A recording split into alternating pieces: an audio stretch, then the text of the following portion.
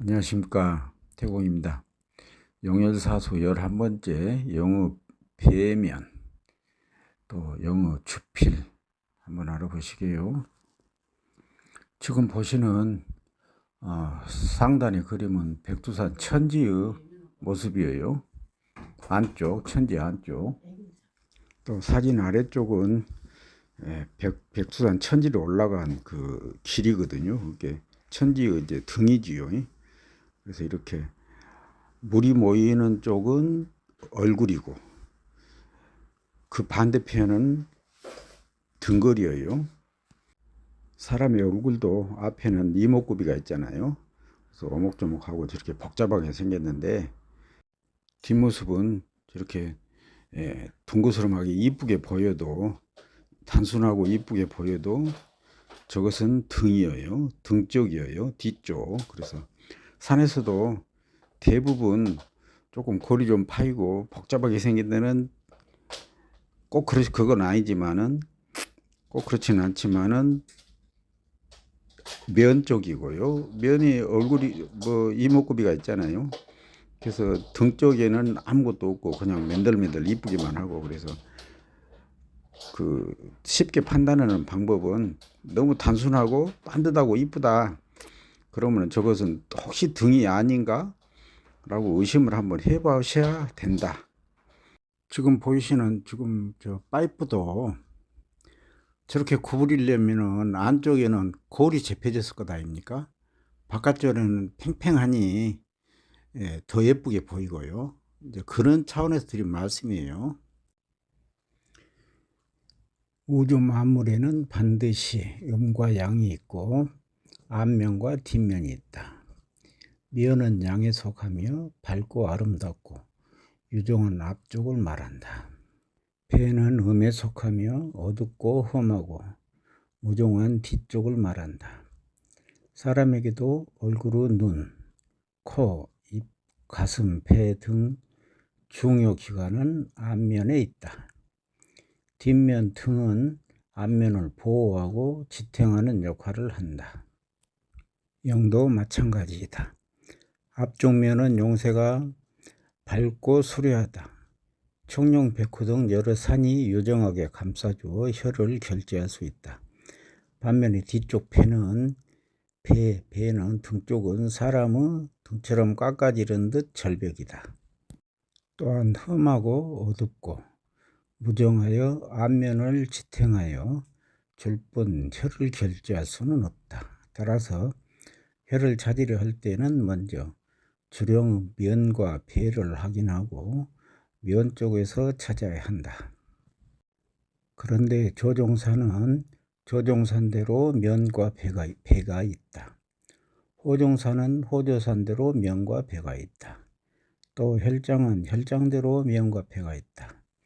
이는 산룡에서나 평강룡, 평지룡에서나 모두 같다. 조종산에서 용맥이 나올 때 면 쪽은 수려하고 기세 생동하고 유정하다. 반면 배는 누추하고 거칠고 생동감이 없이 무정하다. 주령을 좌우에서 보필하는 호종사는 수려하고 유정한 면 쪽은 청룡으로 향해야 한다. 정룡을 보호하려면 유정한 정을 풍겨야 하기 때문이다. 배 쪽은 달아나거나 겁살을 띄는 등 정을 느낄 수가 없다. 혈장에서의 면은 좌우로 기울지 않고 안정감이 있어 밝은 기운이 감돈다. 그러나 배는 기울고 깨지고 거칠어서 생동감이 없다. 생기가 없다. 평지룡에서는 영어 면과 배를 가늠하기 쉽지 않다. 이때는 용을 호위하는 물을 보고 판단한다. 물이 천천히 흐르면 넓은 쪽이 면이다. 물이 빨리 흐르고 좁은 쪽은 배가 된다. 그게 아니고요. 혈장을 향한 것은 면이고 그 바깥쪽은 배라고, 등이라고 생각하시면 돼요. 그 다음에 물도 혈장을 향해서 혈장을 감고 도는 물은 면을 보이는 것이고, 혈장을 배반하고 도망가는 물은 배했다고, 도망갔다고 생각하시면 돼요. 그렇게 간단하게 생각하시면 돼요. 뭐 깨끗하고 더럽고 이렇게 골이 더 파지고 덜 파지고 이런 것은 어떤 하나의 수식어예요. 그냥 물로 보시면은 가장 편해요. 물이 혈장을, 명당을 감고 도냐, 명당이 물을 갖고 나가서 도망가냐, 쉽게 판단하세요. 물이 서로 합쳐져서 만나는 지점, 즉 양수 상해하는 곳에 혈이 결지한다. 용의 주필. 태조산에서 출맥한 용이 먼 거리를 행용하면서 중간에 잠시 쉬어가기 위해서 산을 만든다. 이처럼 주령이 잠시 머무르는 산을 주필산이라고 한다. 이 주자는 주차장 할 때 주자잖아요. 머무를 자, 주자. 필자는 마치 필자네요. 주필산은 중조산과 같은 큰 산도 있고 작은 봉우리로 된 산도 있다.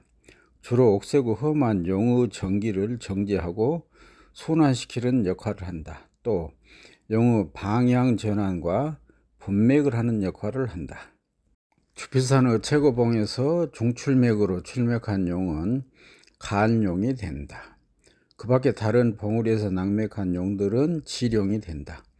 이때 관용에서 보면은 주필산은 중조산이지만 지룡에서 보면 주필산은 파조로서 태조산이 되기도 한다. 이 나무를 산으로 본다 하면은 나무 줄기가 원래는 태조산이겠지요. 그러나 감이 열린 것은 줄기에서 열린 게 아니고 작은 가지에서 열리잖아요. 끄트머리 가지에서. 그래서 그 감이 있는 것을 혈장으로 볼 때 그 가지 끝이 혈장이니까 혈장에서 그 가지 끝에서 분맥된 것이 거기가는 이제 거기까지 부모산이잖아요. 이렇게 혈을 보호해 주려고 부모 밑에서 출발했던 그 가지 끝에도 감이 또 열려 있어요.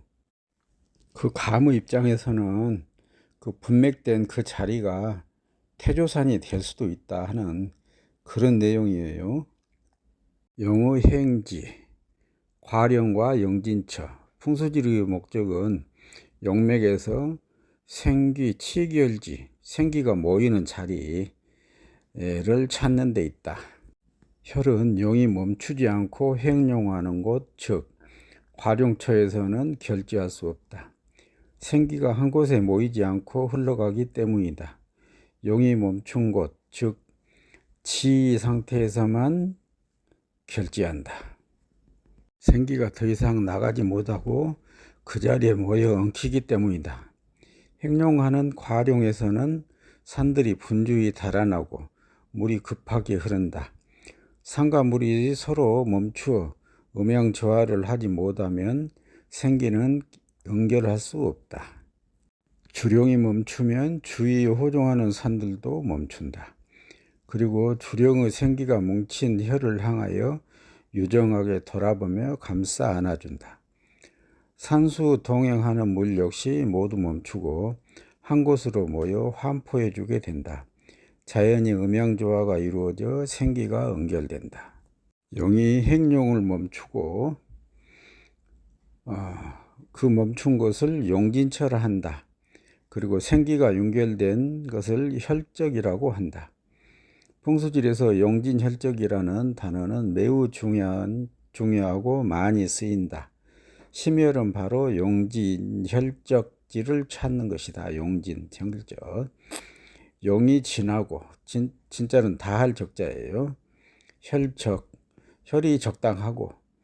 이게 이 88형 수법에서 최고 조건이 용진혈적이에요. 묘 앞에서 들어오는 물을 보고 나가는 물을 보고 뭐 장관이 나오겠다, 살인자가 나오겠다, 그 산소 앞에서만 논하잖아요.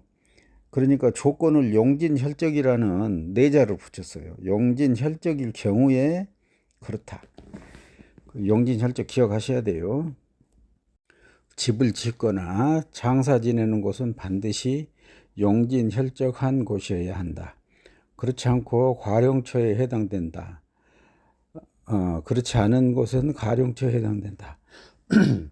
옛말에 과룡조장은 3대 내 절향화. 과룡조장은 3대 내 절향화. 3대 내에 대가 끊겨서 제사 지낼 사람이 없다 그 말이에요. 나는 3대 못 가서 전송된다 하였다. 과룡초 아주 무서운 말이에요. 용이 멈추지 않고 가는 곳. 그래서 이 앞전 시간에 봤던 괴열, 섬열 있잖아요. 갑자기 불꽃처럼 일어나갖고 그 자리를 만든 것. 제가 그 나무 괭이를 보여드렸잖아요. 그런데도 이렇게 풍수지리 4요소, 내두가 있고 양쪽에 선익이 있고 밑에가 순전이 있고 그 내두, 선익, 순전이 있어야만이 혈이라고 그런다. 그래서 이 풍수지리 이제 용법에서는 부두법이란 것이 있어요. 그래서 부두법은 그 지각이 한번 나타나면은 그 지각에서 부두를 다시 일으켜요. 그래서 다시 일으키기 때문에 뭐 살기가 먹었다든지 공망이 먹었다든지 그래서 이제 그 공망을 피할 수 있거든요. 그래서 내두가 생기면은 내두 양쪽에 선익이 생기잖아요. 그래서 선익이 생기면은 부두를 다시 일으켜야 되거든요. 그래서 그 내두하고 선익이 그렇게 중요하다. 꼭 기억하셔야 돼요. 이 앞전에 보내드린 와겸유돌이라는 편을 보시면은 와겸유돌 그 유열 편을 보시면은 유열은 표주박처럼 생겼다고 했잖아요.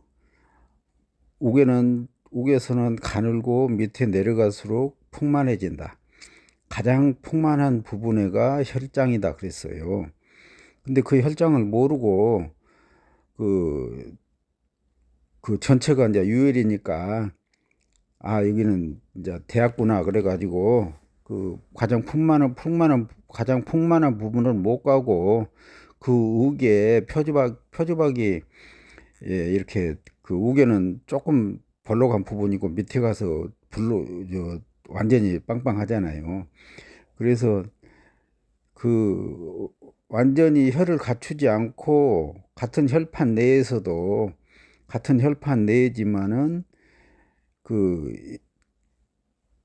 청광을 잘 못하면은 과룡체에 해당된다 했잖아요. 그 와열 부분에서 다시 한번 봐보세요. 그러게 같은 혈장 내에서도 기운이 머물렀는가 지나가는 자리인가 그것도 그렇게 중요해요. 근데 산맥이 지나간다 하면은 얼마나 더 중요하겠어요. 기억하셔야 돼요.